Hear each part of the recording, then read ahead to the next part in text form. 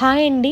ఈరోజైతే మా ఇంటికి 2 గెస్ట్స్ వస్తున్నారు. సో, వాళ్ళ కోసం అయితే నేను ఈరోజు ఫుడ్ ప్రిపేర్ చేశానో అయితే ఈ వీడియోలో చూపిస్తాను. చూసేయండి.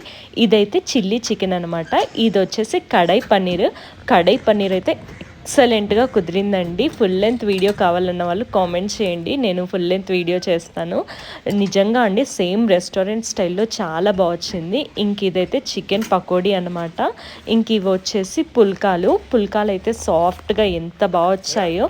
జస్ట్ 2 మెంబర్సే అనమాట. సో, నేను ఫుడ్ అంతా కూడా లిమిటెడ్‌గా చేశాను. ఎక్కువ చేసేసి వేస్ట్ చేయడం నాకు అసలు ఇష్టం లేదండి. సో, చాలా లిమిటెడ్‌గా చేశాను. ఇప్పుడైతే నేను ఫస్ట్ కొంచెం టేస్ట్ చేస్తున్నాను వాళ్ళొచ్చే ముందు. అన్నీ ఉప్పు కారాలు సరిపోయా లేదా అని చెప్పి ఫస్ట్ ఒక పుల్కా పెట్టుకొని బటర్ చికెన్ అయితే వేసుకున్నాను. నాకు ఈ చిన్న లెగ్ పీస్ అంటే చాలా ఇష్టము. మీలో ఎంతమందికి లెగ్ పీస్ ఇష్టమో కామెంట్ చేయండి. క్రీమ్ వేసాననమాట. సో, ఆ క్రీమ్ వల్ల అనుకుంటాను రెస్టారెంట్ స్టైల్లో చాలా బాగా కుదిరింది. కడాయి చికెన్ అయితే పర్ఫెక్ట్‌గా కుదిరిందండి. చాలా వచ్చింది టేస్ట్ అయితే. ఇంకా నేను చిల్లీ చికెన్ కూడా చాలా వచ్చింది.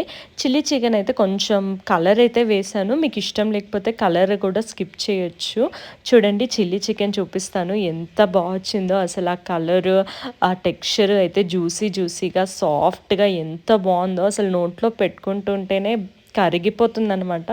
అంత వచ్చింది చిల్లీ చికెన్. చూడండి కొంచెం కలర్ అయితే వేశాను, ఎక్కువగా వేయలేదు. సో, బట్ టేస్ట్ కూడా చాలా వచ్చింది. జ్యూసీగా చాలా బాగుంది.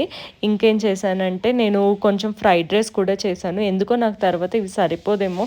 రైస్ పెట్టాను, వైట్ రైస్. బట్ కొంచెం స్పెషల్‌గా ఉండాలని చెప్పి నేను ఫ్రైడ్ రైస్ కూడా చేశాను. కొంచెం ఎగ్ ఫ్రైడ్ రైస్ చేశాను.